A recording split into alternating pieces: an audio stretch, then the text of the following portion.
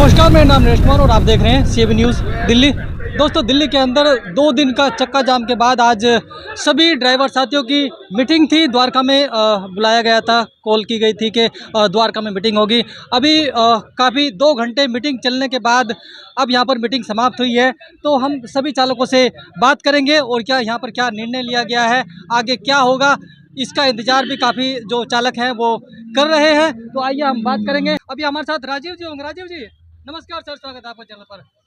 Sir, अभी जो ये 2 दिन का चक्का जाम हुआ, इतने लोगों का नुकसान भी हुआ, 2 दिन तक गाड़ी रोकी और लोगों ने पैसा भी खर्च करा, अपना दिमाग भी खर्च करा, टाइम भी खर्च करा। क्या निर्णय निकला, अगला स्टेप क्या होगा सर? देखिए, ये जो 22 अगस्त और 23 अगस्त का जो चक्का जाम हुआ, जिसमें जंतर मंतर पर प्रोटेस्ट किया गया, जी सर। उसमें हमारा जो राष्ट्रीय गठबंधन मंच है, हमने बिना शर्त के समर्थन दिया, क्योंकि भारत देश में चालकों के हित में प्रयास था। जी सर। दूसरी बात आ जाती है, जब बिना रणनीति के कोई भी कार्य किया जाता है, वो विफल भी होता है और उसमें परेशानियों का भी सामना करना पड़ता है।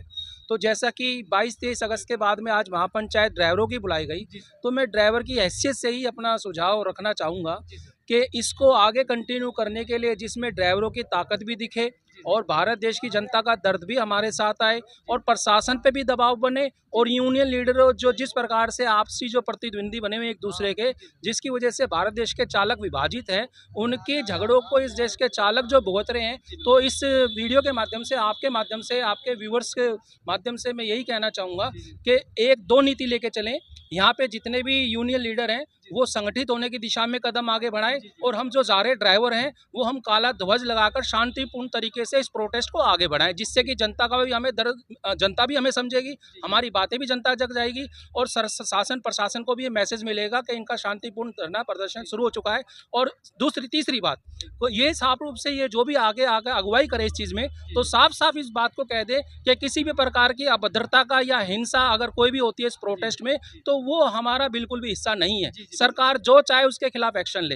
तो ये विशेष बातें हैं जो कि मेरे ख्याल से इन सारी चीज़ों को आगे बढ़ाने की दिशा में। जी, आपने काले झंडे की बात की, तो हम सभी चालक साथियों को बता देना चाहते हैं, क्या काला झंडा लगाकर आप गाड़ी पर चलेंगे तो कोई पुलिस वाला का कोई रोकेंगे इसके लिए कुछ? देखिए, काला झंडा जो होता है, काला झंडा ये है, क्योंकि मैं आपके सामने उदाहरण रखना चाहता हूँ। हमारे देश में जो इंटरनेशनल पूरा वर्ल्ड है, वर्ल्ड में जापान कंट्री है और जापान कंट्री में जो पब्लिक है उसकी मेंटेलिटी होती है, जितना वहाँ का शासन प्रशासन उन्हें प्रताड़ित करता है, वो वहाँ के प्रोडक्ट जो भी उनकी जो एक्टिविटीज़ है उसको स्टॉप नहीं होने देते हैं, बल्कि अपने जो ओवर टाइम है उसकी संख्या को बढ़ा देते हैं। यानी कि एक इस तरह से संदेश दिया जाता है, वो ब्लैक उसको पट्टी को यूज़ करते हैं और जो प्रोडक्शन होता है उसकी मात्रा को भी बढ़ा देते हैं। यानी कि ये सीधा ये होता है कि हम इस जापान जो सिस्टम है, जापान जो सरकार है, जापान का जो व्यवस्था है, हम उसे भी सपोर्ट कर रहे हैं और प्लस में हम अपना दर्द ज़्यादा मेहनत करके दर्शा रहे हैं कि आप हमारी चीज़ों को समझें। तो ये चीज़ें होती है कि जो कि उस देश की अर्थव्यवस्था को भी किसी प्रकार की गति को नहीं रुकने देती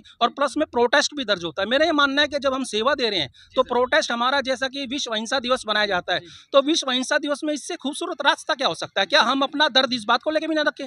अगर सरकार इस तरह की चीज़ों को भी अगर बाधा पहुंचाती है, तो मेरा मानना है कि फिर उसके बाद में जो भी हिंसा का स्वरूप होता है इस आंदोलन में, उसके जिम्मेदार वही लोग होंगे जो इस चीज़ को बाधा पहुंचाने के कार्य करेंगे। बिल्कुल। मैं काले झंडे का थोड़ा सा बता दूं। 2 जगह सिर्फ आप सावधानी रखें। जी। एक टर्मिनल T3 पे और दूसरा VIP एरिया में, जहाँ पे सभी प्रधानमंत्री का कार्यालय वगैरह है, क्योंकि वहाँ पे किसी भी तरह का कोई भी झंडा अलाउ नहीं है। बस इन 2 जगहों को छोड़कर आप कहीं भी झंडा लगा के चल सकते हो। झंडे का साइज आप एक समान रखिए, सारे जने तय कर लीजिए।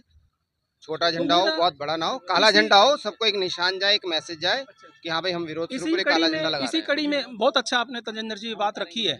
मैं इस बात को भी मैं आगे समर्थन करता हूं कि ये बात जो आपने कही है कि हमारा विरोध भी प्रदर्शित हो और हमारी आवाज़ भी जाए। तो मेरा ये मानना है, जिस प्रकार से हमारे देश के प्रधानमंत्री ने तिरंगा यात्रा का जो आह्वान किया, घर घर तिरंगा, सब जगह तिरंगा, तो मेरा मानना है काला ध्वज न हटा के अगर हम तिरंगा लगाकर प्रोटेस्ट करें और हाथ में काली पट्टी या माथे पे काली पट्टी या काला किसी भी प्रकार का अपना वस्त्र धारण कर लें, हाथ पे छोटी सी पट्टी बांध ले, तो मेरा मानना है तिरंगे के माध्यम से भी हम देते हैं, तो हम भी इस भारत का हिस्सा हैं। तो मेरा मानना है कि ये तिरंगे के माध्यम से हमारा प्रोटेस्ट दिखेगा कि हम इस तिरंगे के नीचे अगर परेशान क्यों हैं। ये अलाउड है या नहीं है सर? ये क्या ये अलाउड है? नहीं, तिरंगा गाड़ी में अलाउड नहीं है। वो हमारे राष्ट्रीय सम्मान की चीज़ है, वो अलाउड नहीं है। आप काला झंडा रखें और उसको लेके चलिए। उसके देखिए लिए अभी तो कोई निशानी पड़ती है। यही निर्णय लिया जा रहा है कि काला झंडा आप लगाएं, लेकिन काला झंडा आप ध्यान रखें, एयरपोर्ट पे आपको झंडा हटाना पड़ेगा, क्योंकि वहाँ के जो पुलिस प्रशासन है वो उस पर ऑब्जेक्शन उठा सकती है। दूसरा, आप किसी मंत्री के घर के आसपास जाते हैं तो वहाँ पर भी वो काला झंडा हटाना पड़ेगा। सर, इस तरीके से तो ड्राइवर परेशान हो जाएगा, बार बार झंडा उतारेगा लगाएगा। देखिए, आज हमसे सुझाव मांगे गए हैं जी जी जी और हमने इसको शांतिपूर्ण तरीके से हम अपनी उपस्थिति दर्ज कर सके, ये हमारे सुझाव हैं। जी जी जी फैसला लेना इनका जो आगे आप- इसको लीड कर रहे हैं उनका सामूहिक फैसला देखिए, होगा, आप दो तो ये चीजें हमारे कर सुझाव हैं। जी आप दो चीजें जी कर सकते हैं राजीव जी जी। बताइए। मैंने अभी एक चीज बोली थी, झंडे का आप साइज एक रखें। एक आप रखें, बहुत बड़ा ना झंडा ना लें, रखें। छोटा झंडा लें हाँ। और गाड़ी के ऊपर बांध दें। जी सामने ना बांधे बोनट पे, साइड दरवाजे में। के साथ कहीं बांधे, ताकि आपका झंडा छोटा ऊपर दिखता रहे। हाँ और एक काम और कर सकते हो, आप अपने राइट या लेफ्ट बाजू में काला रिबन बांध सकते हो। काला रिबन बांध। वो आपको कहीं भी कोई भी मना नहीं करेगा, चाहे वो वीआईपी एरिया हो, चाहे टर्मिनल T3 हो या जी, कुछ भी हो। जी, तो जी। आप ये दो चीजें एक साथ कर सकते तो हो। काले झंडे के और साथ काला साथ में रिबन।